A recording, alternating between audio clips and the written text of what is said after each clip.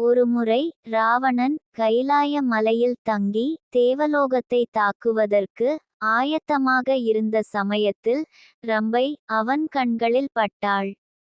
ராவணன் ரம்பையின் அழகினால் கவரப்பட்டு அவனின் ஆசைக்கு இணங்க அழைப்பு விடுத்தான்.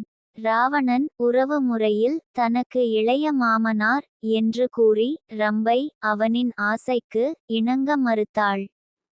ராவணனின் இச்செயலால் நடுக்கமுற்ற ரம்பை கணவன் நளகோவரனை அடைந்து அவன் பாதம் பணிந்து பாவமன்னிப்பு வேண்டினாள்.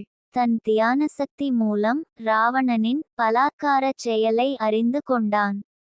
இதனால் கோபமடைந்த ரம்பையின் கணவன் தன் தவோபலத்தால் ராவணனுக்கு சாபமிட்டான். எந்தவொரு பெண்ணையும் அவளின் விருப்பமில்லாமல் தொட்டால் ராவணனின் தலை 7 துண்டுகளாக வெடித்து சிதறிவிடும் என்பதே அவன் பெற்ற சாபமாகும்.